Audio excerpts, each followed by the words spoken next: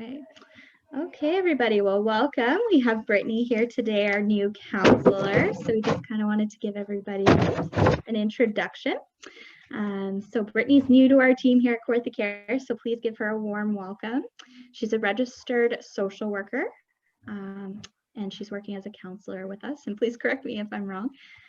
But she works with all sorts of different conditions, so I'll let her kind of decide how she wants to explain that to you. And so today we were talking about managing yourself and COVID-19 stress, and hopefully you all learned something. And if you have questions today, we'll answer them. And if something pops up later, you can just send us an email and we can go through those as well.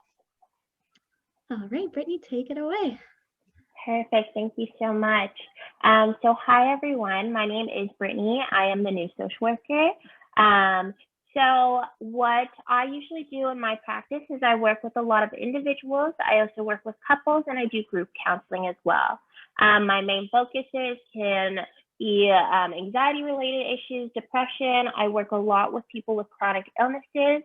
I work with couples going through marital issues and relationship issues. So whether that be with parents and children or siblings, I work through that.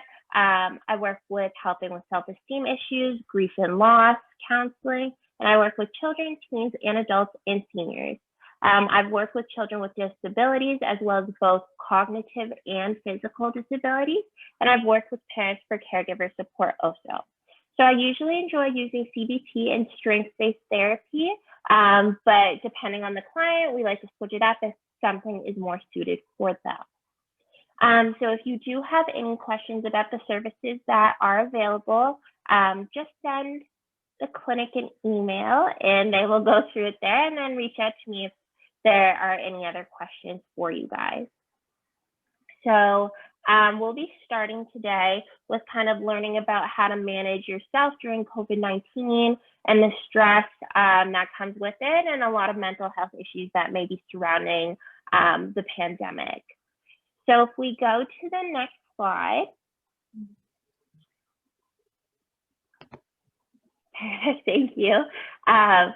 We talk about little ways to kind of prevent that anxiety or prevent kind of the fear of going outside.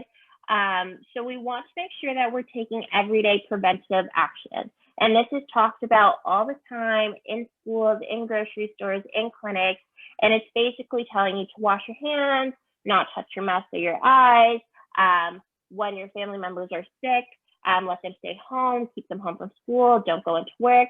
So doing a couple of these things are really going to lessen your stress and your anxiety, because you know you are doing the actions to kind of create a safer space for everyone around you. So in the next slide, we kind of go into other ways that you can take preventative actions every day. And so that would be the obvious ones of covering your mouth when you sneeze or you cough, clean and disinfect frequently, stay indoors as much as you can, and wear a face mask if you do go outside. So these have been talked about many, many times, and it is important to remember to do so because we are taking matters into our own hands and creating that safe environment, right? So when we do have control of our environment, it helps lessen that stress and prevents the anxiety that we may be feeling. And it may become tedious to kind of stay indoors and wear a face mask, but we have to remember that it's important for the safety of others and ourselves to do so. So just doing these preventive actions every day creates a more safe and well-being environment for everyone. So with the next slide, it's very important that we are taking breaks from the news. With everything that's going on, the news is holding a lot of negative space. And it's important that if we are ones that watch it a lot and really feel heavy or drained after those 10 minutes of watching the news or those hours of watching the news, we know when to turn it off, right? Because we have the power, and kind of regaining that power in doing little things like wearing a mask or sanitizing or turning up the TV is what we have to really hold on to right now, especially because some of our things are limited. So turning off the news, taking a break by maybe reading a book or playing with your pets or spending time with your children. Those are little things that are going to help kind of instill wellness, instill more of a positive energy around you. So that's kind of something very small, but happens with big results. That is something that you can trust. Next one. Perfect. So another major thing is, because of the pandemic, a lot of us are struggling with social isolation. And it's very important that we are connecting with other people, even though we might not be able to physically see them. Sending a phone call or sending a text message, making a phone call, setting up a Zoom meeting like we're doing right now to kind of have that connection and kind of really feel connected to other people is extremely important during the pandemic. I do find that when a lot of people do feel isolated, they tend to not reach out to other people. And for the most part, everyone is feeling that little bit of isolation because they're not going to see their friends and family. And they don't want to disturb other people because they feel like they may be busy at home. But such a big difference can be felt or made if you do text that person and you do check in, or if you connect with someone that you know has a chronic illness and is more susceptible to COVID. Doing these little things and reaching out is going to bring you a lot further in kind of helping with your social isolation instead of kind of keeping to yourself. So whether it's a Facebook message, a text message, or inviting them to a Zoom kind of party, those are little things that we can do to help with those self-isolation feelings or just feeling extremely lonely. Mm-hmm. So this is something that is very important. With COVID, a lot of us had either been working from home or have been schooling from home because our kids are at home. So it's very important that we make time to unwind. So when saying this, it's important to kind of end your workday and start your family day or your family life or just regular life instead of kind of it all being a constant go, right? So if you work 9 to 5, you're on the computer at 9 o'clock, you're taking little breaks throughout the day to make sure that you're kind of checking in with yourself, seeing how you're doing mentally. And at the end of the day, you are closing all your tabs, you are shutting down your laptop, and you are making sure that you are taking the time to do something that you really enjoy doing. Whether that is going for a walk, going for a run, doing a little exercise in your house, listening to music. Even with homeschooling, I think it's very important that we are taking that little bit of time away from the kids as well. So giving yourself maybe 15 minutes of me time while the kids clean up from school. So doing these little things are going to really help kind of make you mentally reset and give you a little bit of time for yourself.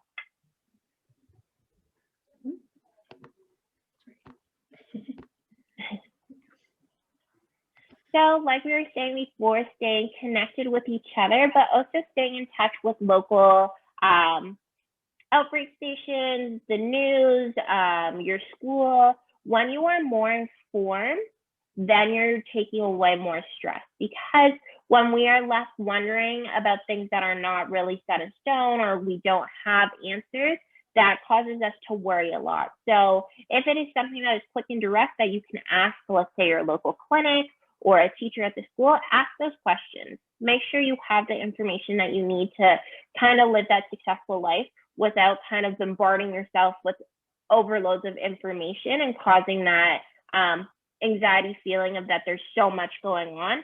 But ask what you need to know to give yourself that information and avoid the anxiety of the unknown. So it's all about a balance. So staying in touch, but not overwhelming yourself by keeping the news on 24/7, because you don't need to have the news on 24/7.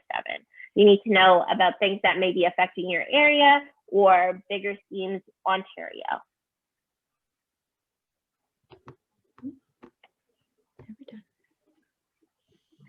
So there's many different types of stress, and there are many different ways to kind of combat that stress. So the 4 stresses that we'll go over are mental stress, emotional stress, physical stress, and family stress. So for mental stress, I'm a big advocate for mindfulness or meditating and trying to help remove negative thoughts and allowing your mind to relax.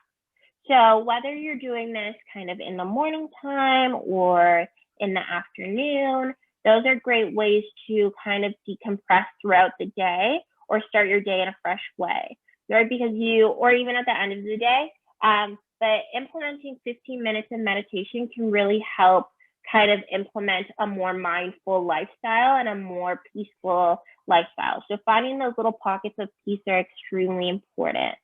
And that's what helps your mental stress.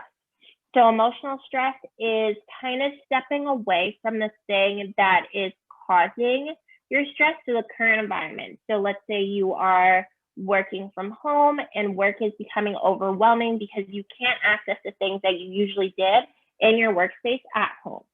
Taking a minute to step away for 5 minutes is not going to harm your workplace, and it's actually going to be very beneficial for you.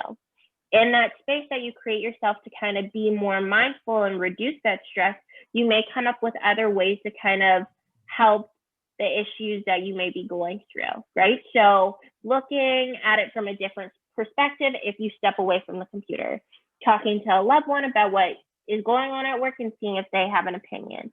Those are ways to kind of reduce your emotional stress. I think it's important that we do give ourselves 5-minute breaks within the day, just like if we had 15-minute breaks at work.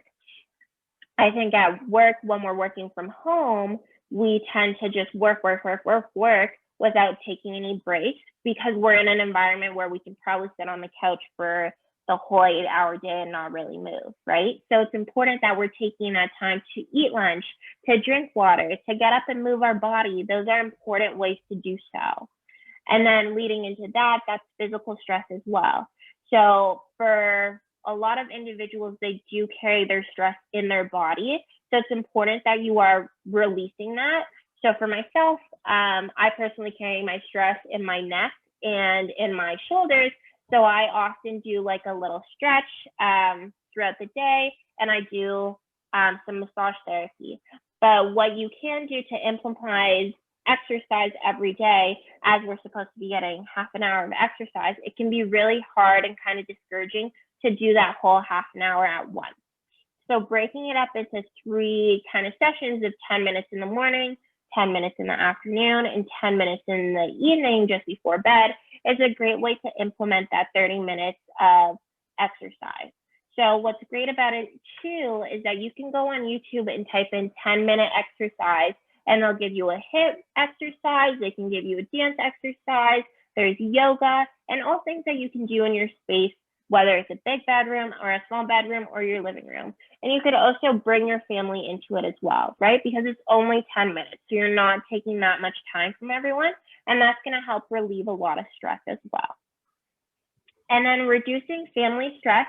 I think right now with the pandemic, there is a lot more need from our family members. And if our family members kind of live away and they've been isolating, but maybe you're at work, they kind of may not understand the differences of what's going on. So saying no to your family right now is okay, because at the end of the day, we are both trying to keep each other safe. And if mom and dad are staying home and isolating, but you're going back and forth to work, it might not be the best time to visit. So being okay with saying no and setting those boundaries are extremely important. And they also do reduce stress. So connecting to them virtually or over the phone is always an option as well.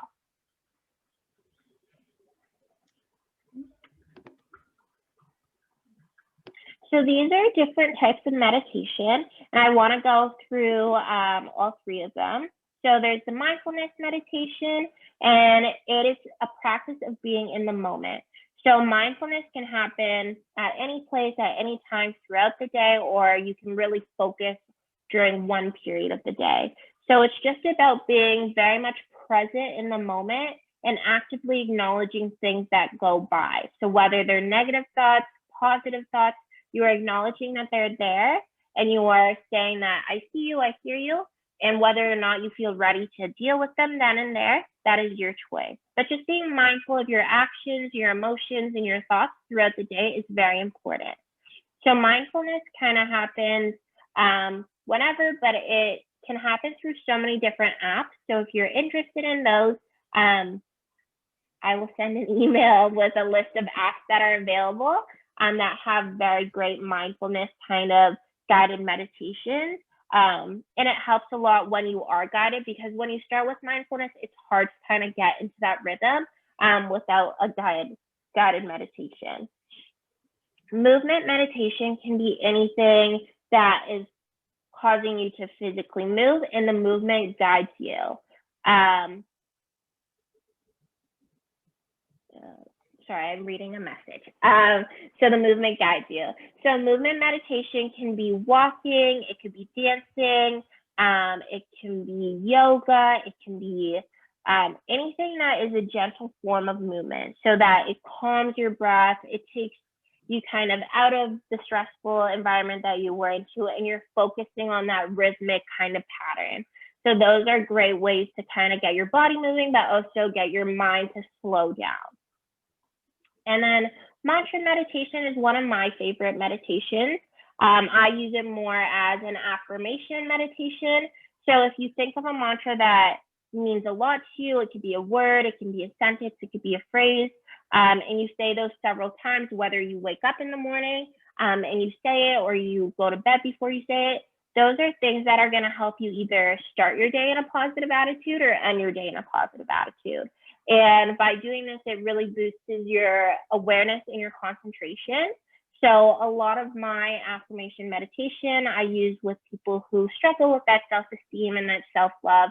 I do affirmations with them either every time they come into a session, or we try and implement it into their daily routines. So we do it while they're brushing their teeth. They'll say it before they brush their teeth, while they're looking at themselves in the mirror, to kind of really focus on what they love about themselves. So those are little things that are easily implemented within your daily routine, and something that you can do independently. So I think we do want to open up the floor for any questions before you are taken through a guided meditation. So I don't know. I opened the wrong one. Jill wants to see if there's any questions, or if I can see if there's any questions. Give me one moment here. I'm just going to pull up our contact information so you know where to reach Brittany if you need her.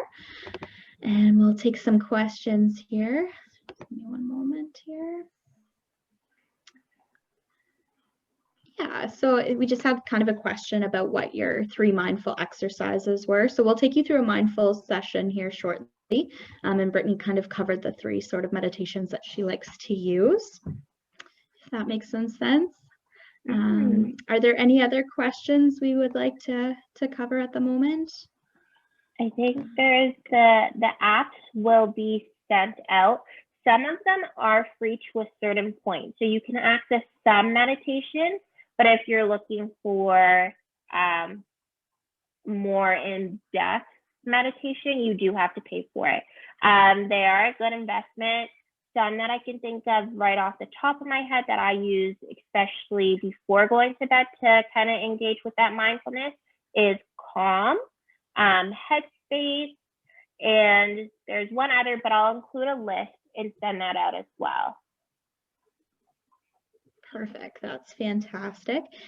And I just wanted, like I said, sorry to pull up our contact information here. You can book online at www.coreethicare.com.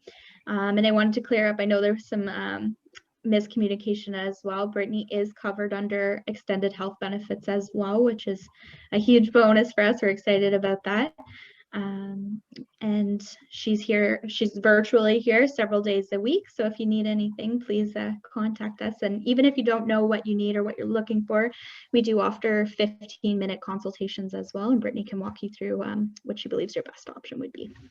And I think a lot of people are kind of looking for that guided meditation. So if there's no other questions, I do want to get you into this YouTube video because it is going to help you. And then once you do have that link, it is now going to connect you to other videos that I suggest kind of implementing in your daily routines. And then if you are interested in kind of those mindful exercises, do just kind of book a consult with me and we can practice them on our own. I think it's easier to do them one-on-one instead of a group. It can take away a lot from that focus. So we're going to play the video, and then as we talked about, if there's any other questions, please just email them. Perfect. All right, let's get started here.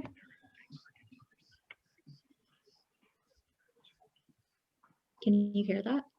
No. No? It's quiet. Oh, maybe on the actual YouTube video. Just give me one moment here. Good call.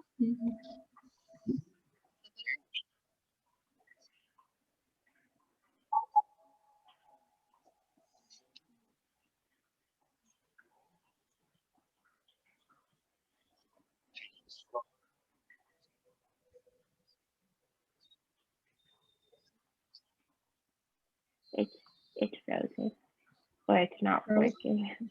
Yeah. It's working on my end. Sorry. I'll start it again. You let me know if you can hear it. Is that better? No, I can't hear it. You